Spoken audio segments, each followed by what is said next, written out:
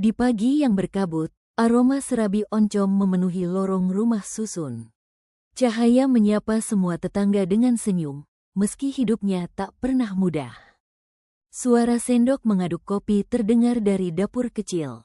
Cahaya menyiapkan sarapan untuk Ibu Lilis sambil sesekali mencium bau hangat serabi yang sedang dipanaskan.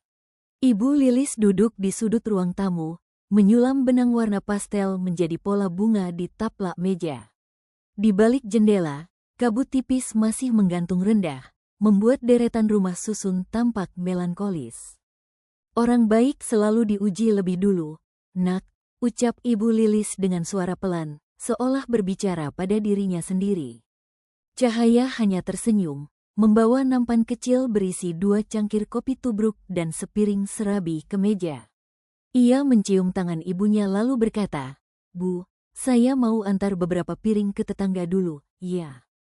Lorong rumah Susun perlahan dipenuhi aroma kopi dan sapa hangat. Cahaya mengetuk pintu satu persatu. Bu Lastri, yang sedang menyapu depan pintu, menerima piring dengan mata berkaca-kaca.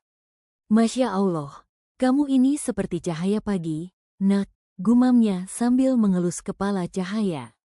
Di ujung lorong, Pak Anwar duduk di bangku kayu yang sudah mulai goyah, mengenakan sweter rajutan lusuh dan peci yang sudah memudar warnanya. Suara radio tua di sampingnya memutar Bengawan Solo, lagu kenangan yang selalu menemaninya di pagi hari. "Ca, kamu tahu enggak?" tanya Pak Anwar begitu Cahaya duduk di sebelahnya. "Dulu, waktu saya muda, ada orang kaya yang pura-pura jadi tukang becak demi cari istri yang tulus." Cahaya terkekeh. "Itu kayak sinetron, Pak. Tapi nyata, loh. Kadang orang kaya itu pengen tahu siapa yang benar-benar ikhlas." Setelah obrolan ringan, Cahaya pamit ke warung kopi kecil di seberang jalan. Bu Lastri, pemilik warung, sedang mengatur gelas-gelas kotor di rak. Tanpa diminta, Cahaya segera menggulung lengan bajunya dan mulai membantu mencuci. "Ah, Ca, kamu enggak capek?" tanya Bu Lastri. "Daripada duduk bengong di rumah, lebih baik tangan ini berguna, Bu," jawab Cahaya dengan senyum. Sambil mencuci, sesekali Cahaya menengok keluar. Kabut mulai menipis, dan matahari pelan-pelan menembus sela genteng. Seorang pria muda duduk sendirian di bangku pojok warung. Diam, tak berbicara, hanya memandangi jalanan dengan tatapan dalam. Cahaya tak terlalu memperhatikan, tapi merasa sedikit asing dengan wajah pria itu.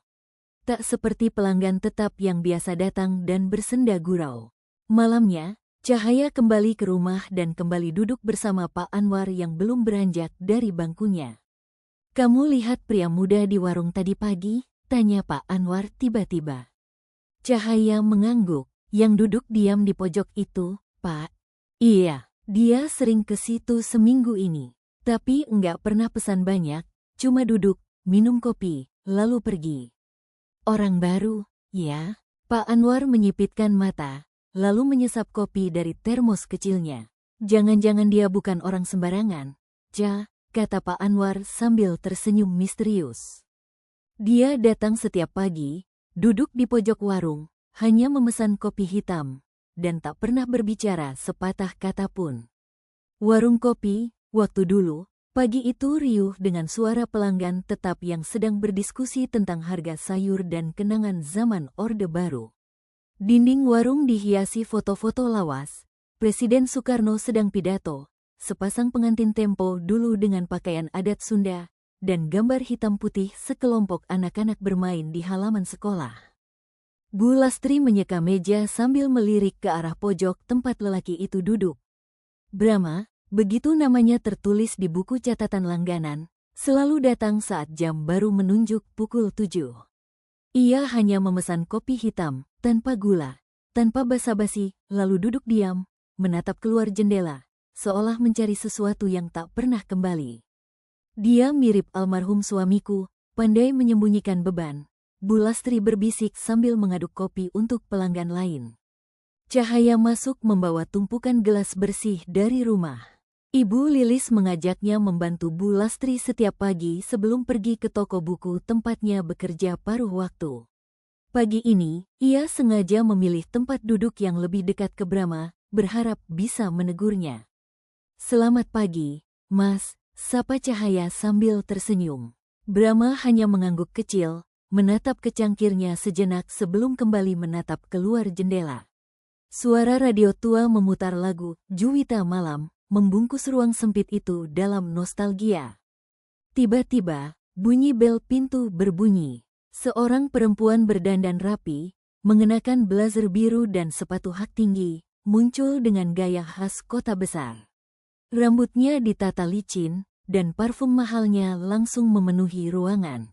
"Nadira," Cahaya terkejut. "Kakak kesini?" Nadira menatap sekeliling warung dengan pandangan sinis. "Kau kerja di sini, Ca?" tanyanya. Alisnya terangkat. "Bukan kerja, cuma bantu Bu Lastri sebentar," jawab Cahaya tenang. "Kenapa kau seperti ini?" "Masih saja berteman dengan orang-orang yang tidak punya ambisi," katanya sambil meletakkan tas mahal di meja. Beberapa pelanggan tua berhenti mengobrol, suasana menjadi sedikit canggung. Bu Lastri yang sedang menuang kopi, menoleh, "Semua pekerjaan itu mulia, Neng." Nadira mendengus kecil. "Aku hanya khawatir adikku membuang hidupnya di tempat seperti ini. Tempat ini mengajarkanku lebih banyak hal daripada yang kakak pelajari dari menara kantor tinggi di Jakarta," jawab Cahaya, nadanya tetap lembut. Nadira berdiri, mengambil tasnya. "Aku kesini karena ingin bicara soal warisan, tapi sepertinya tidak perlu." Ia melangkah keluar tanpa menoleh. Suasana kembali hening. Brahma sesekali melirik ke arah Cahaya. Ada sesuatu dalam matanya yang sulit dibaca. Bu Lastri menyentuh lengan Cahaya. "Dia tidak tahu kamu sebenarnya siapa, Ca," bisik Bu Lastri setelah Nadira pergi dengan nada meremehkan. Di malam Maulid Nabi, musola penuh cahaya, tapi hati Cahaya diselimuti bayangan masa lalu. Cahaya berjalan pelan menuju musola kecil yang dipenuhi lampu hias warna-warni. Di tangannya, ia membawa baki kecil berisi bunga melati dan kue apem buatan Ibu Lilis. Suara marawis terdengar lembut dari dalam, menyambut malam penuh berkah. Tapi langkahnya terasa berat, bukan karena jalan menanjak, melainkan karena kehadiran seseorang yang tak diundangnya, Nadira. Sejak siang, Nadira tak banyak bicara. Ia hanya sibuk menatap layar ponselnya, memeriksa notifikasi seolah dunia luar lebih penting dari lingkungan yang membesarkannya. Ibu Lilis mencoba mencairkan suasana dengan memasak hidangan kesukaan mereka, tapi hanya Cahaya yang tampak benar-benar menikmatinya. Dalam hati, ia mengingat kembali ucapan ibunya tadi sore, saat mereka sedang menggulung daun pisang untuk nasi tumpeng. "Semoga anak-anakku saling memaafkan sebelum tahun berganti." Di dalam musola, warga sudah berkumpul. Ada Pak Anwar yang mengenakan peci tua kesayangannya, duduk di barisan depan sambil membawa kitab kecil berisi salawat. Udara dingin khas Lembang di bulan Oktober membuat orang-orang mengenakan syal atau sarung ganda. Cahaya memilih duduk di sisi kanan ruangan, dekat jendela, sementara Nadira dengan langkah pasti duduk di baris belakang, menyendiri. Tak ada sapa, hanya tatapan yang saling menghindar. Brahma datang lebih lambat dari biasanya. Ia menyelinap masuk tanpa suara, duduk bersila di dekat pintu belakang. Matanya tak lepas dari Cahaya. Ia melihat sekilas ke arah Nadira, lalu kembali memandangi lantai. Bu Lastri, yang berdiri di pojok musola sambil membagikan air mineral, sempat tersenyum kecil saat melihat Brahma datang. Ia tahu pemuda itu bukan sekadar pelanggan warung kopi biasa. Pak Anwar kemudian maju memberi ceramah singkat. Ia berbicara tentang nilai-nilai Nabi Muhammad, tentang kebaikan hati, kesabaran, dan bagaimana kadang orang-orang besar memilih hidup sederhana. Dulu ada seorang anak saudagar yang memilih hidup di perkampungan, hanya untuk merasakan kehidupan rakyat biasa. Ia diam, mengamati, lalu menolong dalam diam. Suaranya menggema lembut, menembus hati yang terluka. Cahaya mendengar dengan penuh perhatian. Nadira, meski tampak tak acuh, mulai melirik ke depan, seperti tertarik oleh cerita itu. Tapi ketika melihat Brahma duduk tak jauh dari pintu, raut wajahnya berubah. Nadira, Cahaya mencoba mendekat saat acara selesai, tapi sang kakak justru berjalan mendekati Brahma. Dengan nada setengah sarkastik, ia bertanya, "Kamu yang tiap hari nongkrong di warung kopi itu, kan?" Brahma hanya mengangguk sopan. "Cahaya terlalu baik," lanjut Nadira. "Tapi sayangnya, dia terlalu mudah percaya. Kamu pikir dia bisa bahagia hanya dengan kopi hitam dan cerita-cerita basi?" Suaranya cukup keras untuk didengar oleh sebagian orang yang masih merapikan sajadah. Pak Anwar yang berada di dekat situ mengernyit, namun tak berkata apa-apa. Cahaya berdiri membeku, tak percaya kakaknya bisa sekeras itu. Brahma menatap Nadira, kemudian tersenyum ringan. Ia melangkah perlahan, melewati Cahaya, lalu berkata pelan tanpa menatap langsung ke siapapun. "Kadang orang yang kamu remehkan, justru orang yang kamu butuhkan." Brahma tidak lagi hanya pria diam di pojok warung, sebuah berita mengejutkan membuat semua orang menatapnya dua kali. Pagi itu, warung kopi, waktu dulu, mulai ramai. Suara kursi kayu berderak, sendok beradu dengan cangkir, dan aroma kopi tubruk bercampur serabi oncom menyelimuti ruang sempit yang penuh nostalgia. Brahma duduk di tempat biasanya, namun pagi ini ia mengenakan batik tulis lengan panjang dan menyapa Bu Lastri lebih dulu. "Pagi, Bu," katanya singkat. Suara yang sebelumnya jarang terdengar, kini terdengar hangat, walau tetap datar.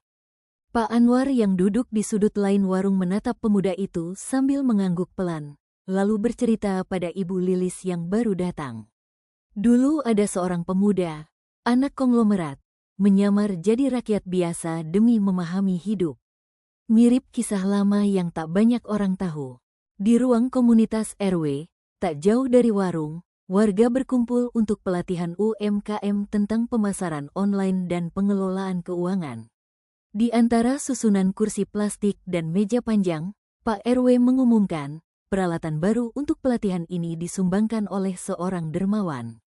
Ia tak ingin disebutkan namanya, tapi kita patut bersyukur. Semua mata menoleh ke peralatan baru yang terbungkus plastik rapi, kamera, laptop, printer, dan mesin pemindai. Sementara itu, Nadira yang duduk di salah satu bangku paling belakang mengamati. Rasa curiganya terhadap Brahma terus tumbuh. Ia mengikuti Brahma secara diam-diam saat pemuda itu keluar dari warung di sore hari. Di luar dugaan, Brahma masuk ke dalam mobil hitam berplat khusus yang terparkir tak jauh dari rumah susun. Supir membuka pintu untuknya, dan Nadira terdiam. Bibirnya mengatup, hatinya campur aduk antara heran dan khawatir. Tak lama setelah itu, kabar mulai beredar bahwa warung kopi, waktu dulu, telah dibeli seseorang. Namun, warung tetap beroperasi seperti biasa. Bu Lastri bahkan terlihat lebih semangat. Ketika ditanya siapa pembelinya, ia hanya tersenyum. Di sebuah pengajian ibu-ibu malam harinya, Pak RW berbagi cerita. Pemilik baru warung itu Brahma Santoso. Nama belakangnya bukan asing, ia putra dari pemilik perusahaan besar yang dulu kita pernah datangi saat warga butuh bantuan, dan ditolak. Kejutan ini menyebar cepat, tapi yang lebih mengejutkan adalah sikap Brahma yang tetap tenang. Ketika ia datang ke warung keesokan harinya, warga menatapnya bukan lagi sebagai pria asing pendiam, tapi dengan rasa hormat yang perlahan tumbuh. Ia membawa 2 karung gula dan kopi untuk warung, menyerahkan langsung ke Bu Lastri. Brahma berkata kepada Bu Lastri, "Saya dulu diam karena belajar. Sekarang saya ingin memberi." Nadira tak percaya bahwa pria yang dulu ia hina kini adalah pemilik perusahaan tempat ia melamar kerja. Udara dalam lobi gedung Santoso Group sore itu dingin, baik karena pendingin ruangan maupun ketegangan yang menggerogoti keberaniannya. Matanya menelusuri setiap detail interior yang elegan, lantai marmer putih, lukisan abstrak mahal, meja resepsionis dengan logo logam mengilap, semua tampak begitu jauh dari dunia rumah susun tempat ia tumbuh. Ia duduk di deretan kursi tunggu bersama beberapa pelamar lain yang jauh lebih muda dan percaya diri. Tas kerja hitamnya bergetar sedikit saat ia mencoba menyembunyikan kegelisahan dalam gerak tangan rapi. Langkah kaki petugas HRD yang menghampirinya terasa seperti derap drum pengumuman. "Silakan, Bu Nadira. Pewawancara terakhir Anda akan segera masuk," ucap wanita muda itu dengan senyum sopan. Nadira mengangguk, lalu masuk ruangan kaca besar dengan meja kayu jati dan dinding rak buku penuh piagam. Ketika pintu tertutup dan suara langkah masuk dari pintu samping, tubuhnya membeku. Brahma, bersetelan abu-abu gelap, dasi hijau zaitun, dan wajah tetap tenang. Tidak ada senyum sinis, tidak juga sindiran. Ia hanya menatap Nadira dengan mata yang tenang dan berkata pelan, "Terima kasih sudah datang." Jantung Nadira berdebar seperti genderang. Ia menunduk, berharap bisa menghindari tatapan Brahma. Tapi pria itu hanya mengajukan pertanyaan teknis tentang pengalaman, visi, dan harapan karir. Tidak sepatah kata pun menyentuh masa lalu, tentang warung kopi, tentang hinaan, tentang rasa malu. Di sisi lain kota, Cahaya duduk di ruang makan sempit sambil menggenggam undangan berwarna gading. Logo Santoso Group tercetak timbul di sudut atas. Ia baru saja selesai membaca isi undangan makan malam dari keluarga Brahma. Jemarinya menggenggam erat seakan takut kertas itu lenyap jika dilepaskan. "Ibu," ucapnya pelan, "apa menurut Ibu, orang seperti aku pantas berada di dunia mereka?" Ibu Lilis meletakkan gelas teh jahe, menatap putrinya dalam-dalam. "Cahaya, tidak semua orang yang besar dilahirkan di tempat tinggi. Kadang justru mereka yang tahu rasanya hidup susah, bisa lebih menghargai segalanya." Cahaya tersenyum lemah. Ia tahu Brahma bukan hanya pria misterius dari warung kopi. Ia juga adalah simbol pilihan yang berat, antara cinta dan kenyataan sosial, antara keluarga dan keberanian melangkah ke dunia yang berbeda. Sore beranjak malam. Di halte bus seberang kantor Santoso Group, Nadira duduk sendirian. Tangannya menggenggam surat lamaran kerja yang kini terlipat dan koyak. Air matanya menetes pelan, menyatu dengan rintik hujan pertama yang turun membasahi trotoar. Cahaya, yang kebetulan lewat usai membeli bahan masakan, melihat sosok kakaknya dari kejauhan. Ia mendekat dan menyadari kertas sobek di tong sampah, tertulis nama Nadira. Sebelum sempat bertanya, Nadira hanya berbisik, "Aku terlalu sombong, Ja." Sekarang aku tahu. Beberapa meter jauhnya, Brahma berdiri di bawah payung hitam. Matanya tertuju pada Cahaya, yang sedang menunduk membantu kakaknya. Di tengah suara hujan dan lalu lintas yang berkelebat, ia berkata lirih pada dirinya sendiri, bahkan bunga pun bisa tumbuh dari tanah terluka. Malam itu, langit kota kecil masih menyimpan sedikit warna jingga yang tertinggal, meski bintang-bintang sudah mulai bermunculan.